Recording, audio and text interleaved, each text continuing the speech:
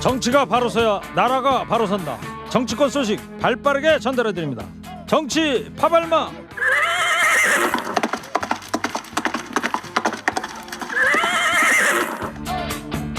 네, 오늘도 달립니다. 정치 파발마. 컴퓨터처럼 정확한 시사평론 백컴 배정호 세한대 교수입니다. 네, 안녕하십니까, 배정호입니다. 송국권 영남일보 본부장입니다. 안녕하세요, 송국권입니다. 네, 두 분 좀 밖에서도 그렇고 들어오셔도 그렇고 계속 공부들 하시느라고 문제가 좀 어려워서 존경스럽습니다. 뭐 최일구 앵커님이 공부를 강요하고 있습니다. 그런 적 없고요. 두 분 학교 다닐 때 공부 참 열심히들 하셨을 것 같다는 생각이 들고. 학교 다닐 때 못했으니까 지금이라도 열심히 해야죠. 덕도 안 드리는 거예요. 네. 자, 시작해 보자고요. 자, 어제부터 추경 예산을 심사하는 예결위원회가 이제 열리고 있는데 거의 뭐 한동훈 장관 인사청문회 연장전 같더라고요. 두 분 어떻게 보셨는지요? 자, 짧게 좀 대답들 해주시기 바랍니다. 일단 저는 좀 나라 앞날이 좀 걱정이 되더라고요. 왜냐? 대선은 끝났는데 아직도 대선이 끝난 것 같지는 않아요. 당장 이제 지방선거가 대선 끝나고 석 달 만에 있으니까 지금 여야가 사활건 싸움을 하고 있는데 문제는 협치를 해야 되는데 그래야지 이제 윤석열 정부도 살고 나라도 살고 국민 민생도 사는데 강대강 대치 정국이 계속되고 그 대치 정국 한복판에 또 한동훈 법무장관이 있어요. 그러다 보니까 지금 이제 추경 예산안 심사 예결위 자리에서도 말씀하신 대로 한동훈 인사청문회 연장전 아니냐 그런 이제 느낌을 줬는데 네. 15분 동안 고민정 의원하고 한동훈 두 사람이 설전을 벌였는데 좀 상당히 마음이 무거웠습니다. 네, 송국권 본부장님은 어떻게 보셨어요?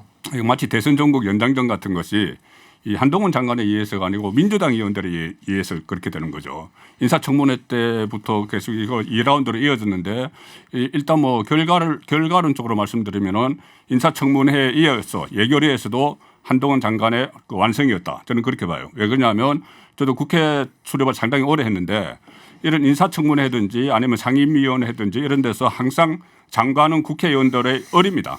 국회의원들이 막 이렇게 몰아가고 갑을 할 때 장관은 계속 수세에 몰리는 그런 형국인데 인사청문회도 그렇고 어제 예결위도 그렇고 오히려 한동훈 장관이 소신 발언을 계속 해요. 소신 발언하고 거기에 대해서 민주당 의원들이 제대로 대응을 못하는 그런 모습을 계속 보였기 때문에 한동훈 장관은 또 때릴수록 커진다 이런 말도 또 새로 생겼죠. 그래서 한동훈 장관이 어제 좀 빛났다 이렇게 봅니다 저는. 자, 지금 송 본부장은 이 한동훈 장관의 완성이다 이런 평가를 했는데 동의하십니까? 관전평은 역시 보기에 다른 것 같아요. 제가 볼 때는 상당히 좀 궁색한 그런 답변들이 많았어요. 첫 번째로 김건희 여사 도이치모터스 주가 조작 사건 왜 소환 조사 안 하냐라고 얘기를 물어봤더니 굉장히 좀 궁색한 답변, 좀 막연한 그런 그 얘기를 했단 했단 말이에요. 조금 이따 이제 해보는 걸로 하고. 아니 일단 중요한 얘기니까 좀 하고 그리고 이시원 검사 간첩 조작 사건 연루가 돼가지고 정직 1개월의 징계를 받았지만은 지금 이제 대통령실에 공직기강 비서관으로 승승장구했는데 이 부분에 대해서도 뭐 본인이 좀 엉뚱한 답변을 내놨고 그리고 죽은 권력에 대해서만 좀 엄정 수사하고 살아있는 권력에 대해서만 지금 이렇게 지금 상당히 좀 봐주게 하는 것 아니냐라고 했더니 이 부분에 대해서도 도망가는 답변을 내놔서 역시 대한민국은 진영이 존재하고 어떤 진영의 안경을 쓰느냐에 따라서 관전평이 다르구나 이런 생각을 좀 가졌습니다. 자, 송국권 본부장은 한동훈 장관의 완성이다 그랬고 배종호 교수는 좀 옹색했다 이러는데 관련해서 한동훈 장관하고 고민정 의원 간에 어제 예결위 설전이 있었는데 이게 영상으로 지금 900만 뷰 이상 돌고 있다는 거 아닙니까? 1,900만 뷰. 190만 뷰. 190만 뷰. 네. 자, 다 들을 수는 없고요. 약간 좀 들어보겠습니다. 그게 어떤 진영이건 혹은 현역이건 아니건 상관하지 않고 공정하게 수사하겠다. 그리고 장관으로서 그 외풍을 막는 역할까지도 충분히 다 해내겠다라는 그 소신을 밝힌 거라고 제가 이해하겠습니다. 그걸 향해서 가려고 지금까지 노력해 왔습니다. 김건희 여사 수사하실 겁니까? 저는 직접 수사하는 사람은 아니니까요. 검찰이 공정하게 수사하고 공정하게 처분할 거라고 생각합니다. 해당 사람에 대해서 소환 조사가 이루어져야 되는 게 상식적인 거 아닙니까? 수사의 방식은 여러 가지가 있고요. 그 그럼 부분에 어떤 방식이 대해서 있습니까? 그 부분에 대해서 어떤 방식이 있습니까? 제가 알고 있는 부적절하다고 것으로는 말씀드린 소환 거죠. 조사하는 방법밖에는 생각이 잘 나지 않는데 법에 대해서는 누구보다 전문가이시니 어떤 다른 방식의 조사가 있는지를 여쭙는 겁니다. 수사의 방식은 다양한 방법이 있고요. 네. 자, 그야말로 뭐 치고 빠지고 하는 설전이 티키타카식으로 이루어졌는데 그야말로 뜨거운 설전이었습니다. 특히 조금 전에 들었습니다만 김건희 여사 소환 조사할 거냐 고민정 의원이 물었더니 한동훈 장관은 다소 이제 원론적인 답변을 뭐 수사에 여러 가지 방법이 있다 그러는데 어떻게 보십니까? 송국건 본부장님부터요. 지금 한동훈 장관의 답변이 정답이죠. 원론적인 게 정답입니다. 왜 그러냐면 아까 궁세 가자고 하셨는데 법무부 장관이 검찰 수사에 대해서 지휘를 하는 것은 특정 사건에 대해서 검찰총장을 향해서만 지휘를 할 수가 있어요. 지금 검찰총장 없습니다. 그리고 그 지휘권, 검찰총장에 대한 수사 지휘권도 노무현 정부 때 전정배 장관이 딱 한 번 썼는데 그 이후에 추미애 장관과 박범계 장관이 이 윤석열 총장 그룹과 대처를 하는 과정에서 수사 지휘권을 남발했습니다. 그래서 지금 윤석열 정부에서는 검찰총장에 대한 수사지휘권, 법무부 장관의 수사지휘권을 폐지한다는 게 국정과제거든요. 그런데 수사지휘권을 폐지하겠다는 법무부 장관에게 이 사건에 대해서 소환을 할 거냐 말 거냐 이렇게 강론을 물어보면은 장관으로서 대답할 게 아무것도 없어요. 그렇기 때문에 저렇게 원칙적으로 내가 수사하는 사람이 아니고 검찰에서 알아서 할 거다 이렇게 하는 거는 그게 정답이죠. 제가 볼 때는 뭐 질문이 부적절했다라고 단정을 하는 것은 좀 너무 일방적인 것 같고요. 그렇다면은 한동훈 법무부 장관이 그거는 법무장관에게 할 질문이 아닙니다라고 답변을 해야 되는데 본인이 다 꼬박꼬박 다 답변을 했어요. 그런데 이제 말씀하신 대로 법무부 장관으로서의 답변과 검찰총장 내지는 검사로서의 답변이 상당히 혼재된 그런 부분이 있었고 지금 이제 김건희 여사 사건과 관련해서 이거는 관련자들 전혀 구속 기소돼 가지고 지금 재판이 진행 중에 있는데 거기 보면 영장에 범죄 일람표가 있는데 거기에 김건희 여사의 구체적인 주식 계좌들이 다 증거로 올라가 있습니다. 그럼에도 불구하고 김건희 여사에 대해서는 아직까지 단 한 차례도 소환 조사를 안 했기 때문에 이 부분을 지금 고민정 의원이 강력하게 물어보는 거예요. 일반적으로 다 소환 조사 하는데 왜 안 하느냐라고 얘기하니까 뭐 여러 가지 수사 방식이 있다라고 도망가는 것 아니겠습니까? 그리고 지금 이제 산업부 블랙리스트 관련해 가지고도 취임 이틀 만에 대대적으로 압수수색을 했는데 그러면서 오히려 뭐라고 답변했느냐? 이거 좀 늦은 감이 있다. 라고 그렇게 이제 한동훈 장관이 얘기를 했지만은 그럼 이제 김건희 여사 사건은 이제 더 오래전에 있었기 때문에 본인의 좀 답변이 상당히 좀 충돌하는 그런 답변들이 많이 나왔다 이렇게 봅니다. 산업부 그 사건은 2019년에 국민의힘이 고발한 사건이에요. 2019년에 고발하는데 3년 동안 묶어놨다가 지난 대선 끝나고 나서 산업부를 직접 그 압수수색을 했고 그리고 압수수색한 자료를 근거로 해서 오늘 백운규 전 장관과 또 산하기관 6곳을 압수수색을 한 거니까 2019년에 고발된 사건을 지금 했으면 상당히 늦게 되는 거죠. 자, 산업부 블랙리스트 건은 잠시 후에 두 번째 이야기를 좀 남아 있으니까 그때 가서 다시 하고요. 자, 계속해서 이 검찰 인사를 두고도 이제 설전이 오갔는데요. 자, 어제 장면 잠깐 들어보겠습니다. 윤핵관 검사들을 요직에 기용하고 소위 반윤 검사들, 비윤 검사들은 좌천을 하고 있습니다. 왜 정치 검찰이 출세한다 이런 시중에 통념이 있다고 생각합니다. 제가 한번 말씀드렸지만 지난 3년이 가장 심했다고 생각하고요. 네. 자, 이 정치 검사 출세는 문재인 정부 때 가장 심했다. 한동훈 장관 얘기인데 이거 어떻게 들었습니까? 지금 이제 정치 검사 출세가 가장 굉장히 심했다라고 얘기하니까 한동훈 법무장관이 문재인 정부 3년 때 가장 심했다 이렇게 답변하는데 이것도 좀 제가 볼 때는 동물서다 비껴가기 도망가기 답변이라고 봐야 돼. 중요한 것은 지금 윤석열 정부의 검찰 인사가 공정하게 이루어졌느냐 안 이루어졌느냐 지금 윤석열 사단으로 쫙 이루어졌느냐 안 이루어졌느냐 여기에 대한 답변을 지금 본인이 회피한 거거든요. 근데 이번에 지금 보면은 검찰 공화국이다라는 이제 그런 공격을 많이 받고 있는데 그 이유는 당, 정 그리고 대통령실에 완전히 특수부 검사들 내지는 검찰 출신들이 쫙 포진하고 있어요. 뭐 대통령실만 해도 뭐 인사, 총무, 법률 해가지고 지금 6명의 검찰 출신들이 문고리 권력으로 포진하고 있고 당에는 또 특수부 검사 출신인 권성동 원내대표 또 정부에는 한동훈 최측근 법무장관 그리고 권영세 또 장관 다 이렇게 있으니까 검찰공화국이라는 비난을 좀 면하기는 어렵고 검찰 인사가 이번에 단행이 됐는데 지금 검사위원회 인사위원회도 거치지 않고 됐는데 보니까는 완전히 윤석열 현 대통령하고 인연이 있는 구체적으로 보면 조국 수사에 관여했다라든지 또는 박근혜 국정농단의 특검팀에 있었다라든지 이런 분들이 쫙 그냥 서울중앙지검장 이렇게 포진하니까 이렇게 되면은 지금 대통령 또 법무장관에서 검찰 직할 체제가 있는 것 아닌가라는 비난을 좀 면하기는 어려울 거 보입니다. 네. 아니, 그거는 자천이 됐을 때 그 추미애 장관과 윤석열 그 검찰총장이 충돌했을 때 자천이 됐던 사람들이 하던 수사를 다 하기 위해서 원대 복귀를 한 것이고 지금 한동훈 장관이 이야기한 거 문재인 정부 3년 동안 정치검사가 출세했다. 이것을 팩트를 봐야 돼요.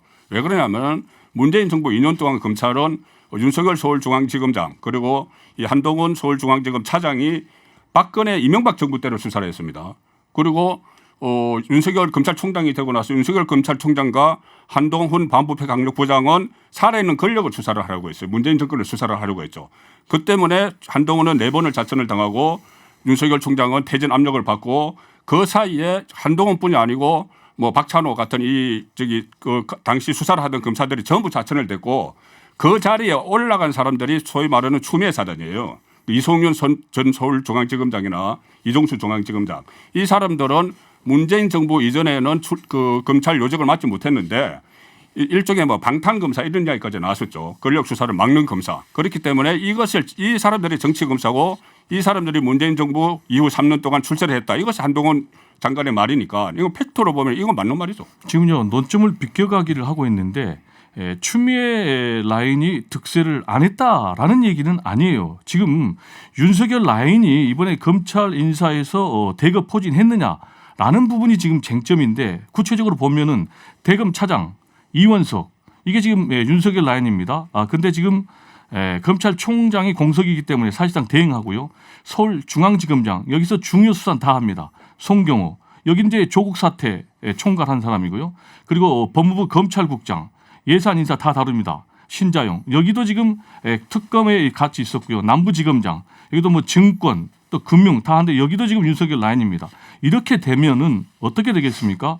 지금 법무장관이 총장도 공석이고 그리고 민정수석실 기능까지 다 하니까 그러면은 역대 과거의 보수 정권 보면은 검찰총장을 검찰 출신의 법무장관이 불러가지고 비공식으로 다 수사 지휘를 하는 거예요. 이렇게 되면 검찰 권력이 사유화되고 그렇게 되면은 검찰의 정치 중립은 완전히 그냥 물 건너가는 거죠. 알겠습니다. 자 여기까지 하고요. 자 잠시 후에 검찰 인사 여기까지 하고 이제 4시가 되면은 이제 1시간 한 20분 뒤인데 국회에서 한덕수 국무총리 후보자 인준 표결이 있습니다. 무기명 투표라는데 자 2시부터 키를 쥐고 있는 민주당이 의총을 연다고 듣긴 들었는데 어떤 상태입니까 지금 송권 지금 본부장은? 의원총회가 아직은 진행되고 있죠. 예, 2시부터 시작을 했나요? 예, 비공개로 지금 전환이 됐을 텐데 오늘 의원총회에서 결론 나올 거는 3갈래입니다. 3총회 하는데 하나는 뭐냐면은 한덕수 후보자를 부결시키는 당론 아니면은 근거적 당론이라고 있어요. 근거적 당론 꼭 따르지 않아도 되는데 그렇게 했으면 좋겠다가 있고 세 번째는 자유투표가 있습니다. 무기명 자유투표. 예, 어차피 인사 문제는 워낙 무기명이니까 무기명이죠, 인사는 무기명입니다. 예. 그래서 자유투표 그러니까 누가 찬성했는지 반대하는지 모르게 하는 건데 오늘 기류를 보면은 처음에는 이 강경파들은 좀 부결을 당론으로 정하자고 지금 밀고 나가고 있는데 지도부에서는 이게 변수가 생긴 게 어제 이재명 후보가 지금 새 정부가 출범하는 단계이니 좀 협조를 해주는 차원에서 한독수 인준해주는 게 좋겠다는 이야기를 했어요. 선거도 앞두고 있고. 예, 선거도 앞두고 있고 그러니까 이것은 본인이 지금 선거에서 뛰고 있기 때문에 지금 선거에서 뛰고 있는 두 사람이 인준을 하자는 입장이에요. 네. 송영길 후보와 이재명 후보. 그렇기 때문에 만약에 이재명 후보가 인준을 해줬으면 좋겠다고. 어떨 것 같아요, 송법문장 전망은? 그러니까 이야기를 했는데 네. 이것을 부결하는 당론으로 하면은 이재명의 리더십은 완전히 허물어지는 거죠. 그렇기 때문에 이재명 걔가 의원총회장 안에 많이 들어가 있기 때문에 부결 당론은 내리지 않을 것이다. 네. 아마 자유투표로 갈 것 같은데 그러면은 자유투표에서는 가결될 가능성이 저는 높다고 보죠. 네. 일단 가장 중요한 것은 지방선거 승리거든요. 그런데 한덕수 국무총리 후보자를 인준을 부결할 경우는 지방선거에 악영향을 미치게 되면 그렇게 되면은 뭐 이재명 후보 그리고 현 지도부에게도 부담이니까 부결시키는 것은 좀 상당히 어려울 것 같아요. 근데 이제 이미 부적격 판단을 내렸기 때문에 자유투표로 갈 가능성이 높아요. 그러면은 찬성이 될 가능성이 높습니다. 왜냐하면은 현재 지금 재적이 292명이거든요. 그러면 이제 모두 다 참석한다면 여기 과반이 147명이니까 지금 이제 국민의힘 소속이 109명입니다. 그러니까 38명만 있으면 되는데 이미 이제 이재명 그리고 송영길 또 원로들도 해줘야 된다라는 쪽이니까 당연히 통과가 되겠죠. 근데 문제는 제가 볼 때는 이거는 굉장히 앞으로 안 좋습니다. 그게 무슨 얘기냐. 민주당 강성 지지층들은 지금 반대를 얘기를 하고 있거든요. 그러면은 이 통과된 이후에 후유증이 엄청 심각하니까 그럴 바에는 저는 차라리 부적격임에도 불구하고 협치를 위해서 우리가 당론으로 밀어주자라는 선택이 가장 좋을 것 같은데 그런 선택은 좀 나오지 않을 것 같습니다. 아, 그래요? 그럼 자유투표 쪽으로 갈 것 같다. 네, 그렇습니다. 두 분이 지금까지 한 20분 투덕거렸는데 가장 근접한 비슷한 의견을 내주셨네요. 그런데 선거만 생각하면 오히려 국민의힘은 한덕수 후보가 안 되는 게 좋아요. 그리고 민주당은 정호영 후보를 임명하는 게 좋아요. 네. 선거만 생각하면. 알겠습니다. 그러면 이제 민주당은 나라를 생각하는 거 보죠. 두 번째 얘기, 아까 중간에 얘기가 끼어나왔었는데 이 산자부 블랙리스트 의혹 수사 중인 검찰이 어제 백운규 전 장관 산업부 산하기관에 대한 압수수색을 진행하지 않았습니까? 이 산자부 블랙리스트 이게 송 본부장님 어떤 사건인지 아까 2019년에 어디죠? 그 자유한국당에서 지금 그 국민의힘 계열이죠. 예. 그 거기서 개요를 고발을 좀 설명을 해주세요. 그러니까 이게 그 문재인 정부의 탈원전 정책이 시발점인데 탈원전 정책을 하면서 좀 무리하게 추진했다는 것이죠. 그 문재인 대통령이 월성원전 1호기는 언제 가동이 중단되느냐 이 한마디에 따라서 경제성이 조작이 되고 좀 더 가동을 하기로 했던 월성원전 1호기를 경제성을 조작해서 그 가동 중지를 시켰고 또 그 과정에서 이 경제성 조작뿐이 아니고 그것을 추진을 하기 위해서 이 산업부 그러니까 한전 산하에 4개 자회사가 있지 않습니까? 예. 4개 자회사 사장들을 몰아내기 위한 박근혜 정부 때 임명이 됐기 때문에 블랙리스트를 만들어서 그 사람들을 몰아내려고 했다. 그래서 이 경제성 조작은 대전지검에서 지금 수사를 했고 이 블랙리스트 사건은 서울지검 예. 동부지검에서 수사를 하고 결국은 두 개가 연결된 사건인데 탈원전 정책을 무리하게 밀어붙였다. 그 네. 의혹이죠. 자, 배 교수님. 네. 한동훈 법무장관 취임 이틀 만에 이 압수수색이 전격적으로 이루어졌는데 배경이 궁금해요. 제가 볼 때는 뭐 일종의 예고편 아닌가 이렇게 예고편? 네, 생각이 됩니다. 어떤 예고편이죠? 그러니까 전 정권에 대해서 또 그리고 민주당 인사들에 대해서 앞으로 대대적인 수사에 들어가겠다라는 그런 예고편 같은데요. 그러니까 이제 민주당에서는 이 한동훈 법무장관 임명에 대해서 결사 반대를 해왔는데요. 지금 보면은 여러 가지 펜딩된 사건들이 많아요. 청와대 울산시장 하명 수사 건도 이제 다시 또 수사를 들어가면은 문재인 전 대통령에까지 칼날이 갈 수가 있다라는 이제 그런 우려도 검찰 있고. 캐비넷 안에 많이 쌓여 있다는 거 아니에요? 그렇습니다. 그리고 뭐 여가부에서 민주당 대선 공약 개발과 관련된 의혹도 있고 또 대장동 사건도 있고 그리고 또 이재명 그리고 김혜경 그 법카 문제도 있고 네. 또 성남 FC 의원 그 뭐 변호사비 대납 뭐 줄줄이 있기 때문에 상당히 좀 우려되는 그런 상황인데. 자, 지금 산자부 리스트 건과 관련해서 압수수색 들어갔는데 이 검찰 수사가 백 전 장관을 넘어서 지금 언론마다 나오는 얘기가 그 윗선 청와대 윗선까지 확대될 것이다 이런 관측이 나오는데 그 청와대 윗선을 누구를 염두에 둔다고 보십니까? 문재인 대통령이죠. 문재인 대통령이 그 청와대 내부 게시판에서 연구 가동이고 언제 중단되는 거냐 이렇게 물어보니 그 게시판을 본 청와대 행정관이 최희봉 당시 산업정책비서관에게 이야기를 했고 최희봉 비서관이 그것을 그 백운규 장관 쪽에 이야기를 해서 백운규 장관이 나중에 경제성까지 조작하면서 밀어붙인 거거든요. 이것은 이 사건과 관련해서는 블랙리스트는 오늘 그 압수수색을 했지만 어제 압수수색을 했지만은 이 사건은 이미 백운규 전 장관이 기소가 되어 있습니다. 재판받고 있어요. 그 경제성 조작했다는 거. 그런데 그 그거는 이제 대전지검에서 조사를 한 거죠. 하겠다는 예, 거고. 그것을 그 공소장을 보면은 문재인이라는 이름이 3번이 나오고 대통령이라는 이름이 40번이 나와요. 그렇기 때문에 결국은 제일 위에서 문재인 전 대통령의 그 한마디로 이 말 한마디로 이것이 시작됐다 이렇게 보기 때문에 그러면은 여기서 문재인 이야기하는 전 대통령의 앞으로 포토라인 서는 그런 장면도 염두에 둔다고 볼 일단 뭐 수가 포토라인은 없어졌죠. 포토라인은 없어졌는데 조금 전에 말씀하셨다시피 그런 사건들 뭐 울산시장 선거 개입 의혹 사건 뭐 블랙리스트 이런 것들이 조금 전에는 무리하게 수사를 한다고 하셨지만 수사를 제대로 하다가 그 자천이 되는 바람에 중단이 됐죠. 중단이 됐는데 그 사람들이 그 검사들이 다시 원대 복귀를 했기 때문에 네. 캐비넷에 쌓아뒀던 그 자료들을 다시 꺼낼 수밖에 없죠. 네. 제가 짧게 얘기하면요. 예. 한동훈 법무장관 좀 인식을 바꿔야 돼요. 더 이상 칼잡이 검사가 아니에요. 문재인 대통령의 어떻게 보면 왜 부처 장관으로서 이 요소야대 이 전국을 슬기롭게 잘 운영을 해서 국정이 잘 되도록 운영이 되도록 보좌를 해야 되는데 지금 본인이 정쟁을 유발하는 그런 언사를 남발하고 있기 때문에 좀 안타깝습니다. 알겠습니다. 유튜브로 한 청취자가 저분 말씀 잘 하시는데 두 분 중에 어떤 분을 두고 하시는 말씀인지 그거는 안 써놓으셨어요. 네.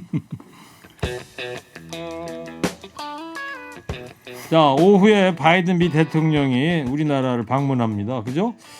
오늘 처음 일정이 평택에 삼성공장 방문하는 거라는 거죠, 지금? 6시에 오산 공군 그 기지에 도착을 해서 예. 바로 평택으로 갑니다. 평택 가서 삼성전자 공장을 윤석열 대통령과 같이 둘러보죠. 예. 이재용 부회장이 안내를 하고 이렇게 되면 오늘 그 6시 이후에 첫 조를 합니다. 정상회담은 내일 있지만은. 그리고 그 일정을 마치고 나서 숙소에서 그랜드 하얏트 호텔에서 숙박을 하고 내일 오후 12시쯤에 현충 방문하는 것이 시작으로 해서 정상회담 이렇게 가는데 지금 딱 비는 게 내일 오전 일정입니다. 오전 일정이 공지가 안 됐거든요. 네. 그래서 오전 일정이 뭔가 깜짝 그 일정이 있는 것 아니냐 예. 이런 이야기도 나오는데 이 비무장지대 이야기도 나오지만은 비무장지대 방문 그것이 거기는 뭐안 하는 걸로 안 하는 돼 걸로 있던데요? 그렇게 됐기 때문에 내일 오전 일정이 상당히 어떤 일정일지 궁금해지는 것이고 그다음에 내일 뭐 공식 만찬도 있고 그리고 모레는 이 현대자동차 정의선 회장과 만날 가능성이 있다고 해요. 네. 오전에. 그러고서 이제 일본으로 가는 12시쯤에 거죠? 일본으로 갑니다. 자, 마지막으로 백 교수님 네. 내일 있을 공식 만찬이잖아요. 국립중앙박물관에서 열리는데 네. 우려 목소리가 큽니다. 네, 일단 장소가 매우 부적절하다고 생각을 합니다. 국립중앙박물관에는 유물들이 많이 전시돼 있잖아요. 그런데 이제 이 전시 유물들이 훼손될 우려가 있다라는 게 전문가들이 많이 지적을 하고 있어요. 그런데 이제 뭐 설명하기를 외국도 한다라고 지금 설명을 하고 있지만 외국 같은 경우는 이제 전시실에서는 안 하고요. 네. 다른 장소에서 따로 하니까 이거는 좀 거리가 먼 것 같고요. 두 번째는 이제 시민 불편이 있습니다. 왜냐 사흘 전에 갑자기 휴관 공고를 해가지고 이게 뭐냐. 예약했던 분들 얘기하는 거죠. 그렇습니다. 그래서 이제 이 소통에 좀 문제가 있는데 네. 청와대를 용산으로 옮긴 것도 국민과 소통, 겸손한 대통령 되겠다라는 건데 지금 이 일처리 하는 거 보면 좀 너무 일방적이고 알겠습니다. 겸손해 보이진 않습니다. 여기까지 하겠습니다. 시간 관계상 여기까지 하고요. 마지막으로 한 줄 평하겠습니다. 오늘 첫 방한하는 바이든 대통령한테 한 말씀씩 해주기 바랍니다. 먼저 배정우 교수부터 해주세요. 3, 2, 1. Welcome to Korea.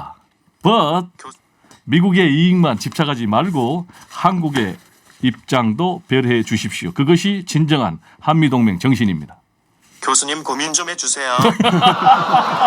웰컴 투 코리아만 영어로 해서 그렇답니다. 자, 이어서 송국권 본부장님 해주세요. 3, 2, 1. Have a nice good day in Korea and let's go together. 좀 더 창의적으로 해주세요. 전부 영어로 했는데 약간 콩글리시가 들어가서 그렇답니다. 자, 정치 파발마 지금까지 배정호 교수, 송국권 본부장이었습니다. 두 분 감사합니다. 감사합니다. 감사합니다.